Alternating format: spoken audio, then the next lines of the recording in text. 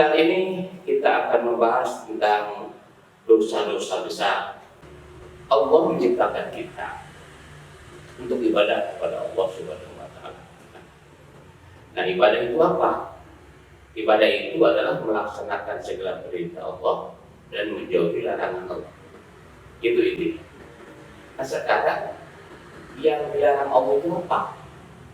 Nah, inilah kalau manusia melanggar larangan Allah, berarti dia telah melaksanakan dosa besar. Ya. Nah, di sini saya sampaikan ada beberapa hadis ya tentang dosa besar. Kalau saya catat ya, dosa besar ini ada 10 ya. 10 dosa besar yang itu dirangkum oleh Rasulullah dalam hadisnya ya. Nabi Sallallahu Alaihi Wasallam bersabda ya, intinya adalah kata Rasulullah, jauhilah 7 dosa yang membinasakan. Ini satu hadis Rasulullah mengatakan 7 dosa ya, 7 dosa besar. Kemudian para sahabat bertanya, oh ya Rasulullah, apa saja itu ya yang harus ditinggalkan, yang apa dosa yang membinasakan?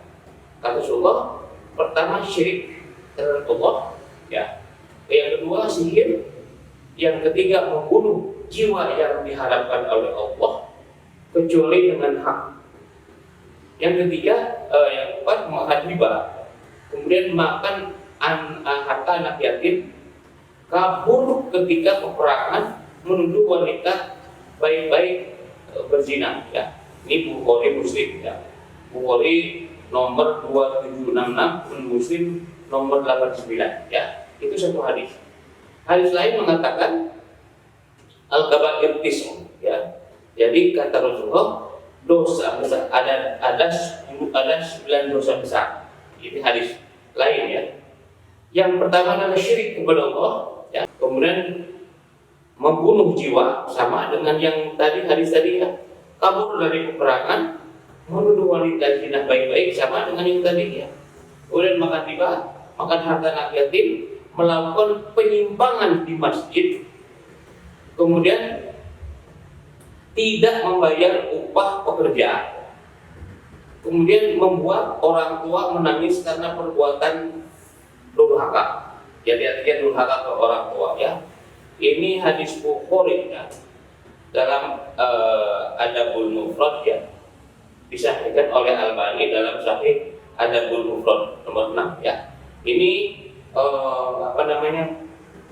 hadis tentang masalah dosa besar. Nah, kalau disimpulkan kedua hadis tadi ya, dosa besar itu yang pertama adalah syirik ya. Syirik itu artinya menyekutukan Allah. Jadi pertanyaan, menyekutukan dalam hal apa? Itu dia. Nah, Allah menyatakan dirinya adalah Rabb. Yang kedua adalah Malik. Yang ketiga adalah Ilah.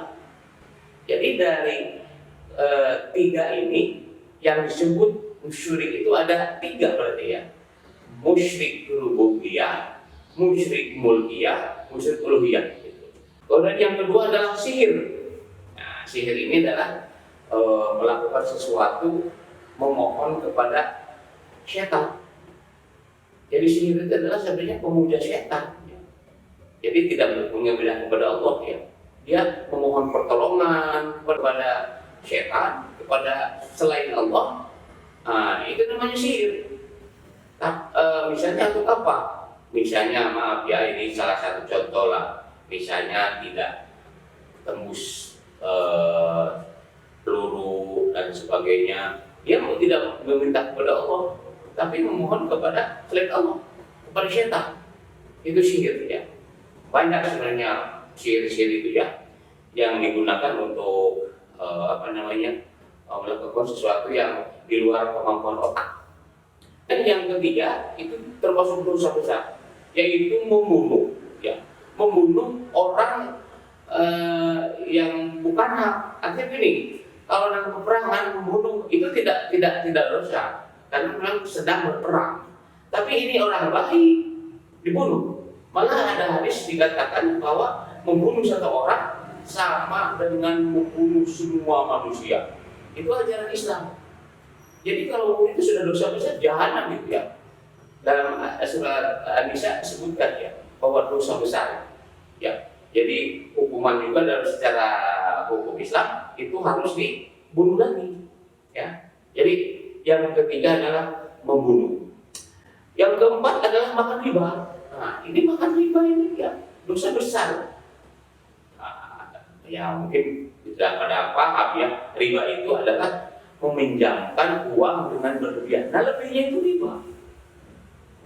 Ada pertanyaan, bagaimana kalau bank? Nah, itu silahkan pikirkan ya. Itu sudah dari dulu ya. Malah di zaman Rasulullah juga ada itu. Pelakunya adalah Yahudi di zaman Nabi Muhammad gitu. Jadi Yahudi meminjamkan uang kepada orang Muslim, kemudian dia melipat gandakan. Jadi manusia kalau tidak terbayar, maka itu masuk pada modal. Jadi berlipat ganda.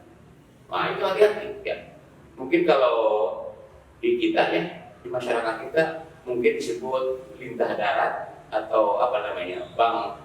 Ya itulah bank rentenir ya. Wallahualam. Itu dosa besar ya. Meninggalnya jahanam itu ya. Pemakan riba. Riba ya, yaitu makan harta anak yatim. Nah, ini yang masih debatable ya. Kenapa debatable? Artinya masih belum disepakati. Padahal sudah jelas harta anak yatim itu kalau dimakan haram hukumnya, dosa besar. Sekarang bagaimana cara memakan harta anak yatim? Bukan begini, ini jangan salah paham. Misalnya ada anak yatim, diambil hartanya dimakan. Bukan begitu. Yang dimaksud memakan harta yatim itu. Misalnya ini ada uang nih, ada uang untuk diberikan ke yatim piatu, tapi nggak nyampe ke yatim piatu, malah dimakan. Misalnya ada bantuan untuk yatim piatu, ya. Tapi oleh yang menyampaikannya itu dimakan. Nah, itu namanya pemakan harta yatim, ya. Dia haknya yatim. Bukan berarti dia punya harta kekayaan kemudian dimakan sama kita, bukan begitu saja gitu ya. Tapi yang paling berat jadi ya memakan yang haknya tapi dimakan, hati-hati. Ya. Dalam Al-Quran misalnya dijelaskan bahwa orang tua tadi menitipkan ke kita untuk anak yatim, tapi harta itu tidak diberikan anaknya, tapi itu dimakan oleh dirinya. Itu yang jelas di zaman Rasulullah. Nah, sekarang lebih canggih lagi. Misalnya ada bantuan, bansos atau BLT apa gitu. Itu untuk hak yatim piatu. Tapi dimakan itu oleh pengurus, oleh aparat. Wallahualam ya. Dimakan, karena itu hak yatim. Itu dosa besar. Tidak dijamin dia masuk surga. Nah, neraka itu ya. Kemudian yang keenam adalah kabur dari peperangan. Ya. Ini kalau kita berperang lawan musuh, kemudian kita lari dari peperangan, itu dosa besar. Ya. Malah dalam hukuman itu harus diancung itu, harus dibunuh itu. Kenapa? Bisa aja jadi pengkhianat. Ya, itu kalau dalam peperangan. Jadi jangan sampai kabur dari peperangan. Bisa aja dia munafik ataupun mungkin ingin menghancurkan Islam. Wallahualam ya. Yang jelas begitu kata Rasulullah. Kemudian yang ketujuh, menuduh wanita yang baik zina gitu. Jadi gini, ada wanita baik-baik, kemudian dia tuduh bahwa dia berzina. Oh, itu dosa besar. Makanya kalau dalam hukum zina ya, itu harus teliti. Ya, harus ada hakim dan sebagainya. Yang kedelapan adalah melakukan penyimpangan di masjid. Nah, ini juga Rasulullah mengatakan demikian, penyimpangan di masjid. Nah, kita tahu bahwa masjid itu tempat aktivitas umat. Di situ ada perjalanan ekonomi, perjalanan apa ya, ini pengumpulan dana, pembagian dana. Nah, kalau itu salah urus, yang tadinya untuk yatim malah dimakan, untuk bangunan dimakan, misalnya gitu ya. Makanya ini masalah masjid-masjid ya, terutama maaf ini pada DKM, itu harus betul-betul diaudit ya, dan betul aturannya. Jadi memang wajar ya kalau misalnya pengurus masjid itu dapat gaji gitu ya. Tapi itu harus terbuka gitu. Misalnya pendapatan dari sini, nah di situ ada berapa pengurus? Ada 5. Ya berilah gaji, sampaikan ke umat ini untuk gaji gitu. Betul-betul dia ngurus masjid gitu. Tapi kalau misalnya ini untuk yatim piatu diambil, alasan saya kan ngurus masjid, perlu ada dana. Nah itu jangan begitu, harus transparan. Ya. Nah, yang kesembilan yaitu tidak membayar upah pekerja. Termasuk dosa besar. Kita nih punya pekerja, ya, baik di rumah tangga maupun kita punya pabrik apapun, tidak membayar, tidak dibayar lah, atau tidak dibayar selayaknya. Nah itu dosa besar, ya.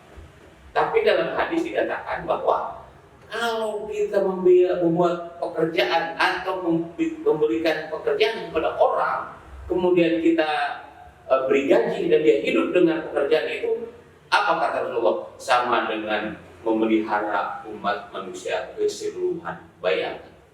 Makanya kalau yang punya perusahaan apapun, dia punya pekerja dan dia makan dengan hasil upahnya, itu luar biasa.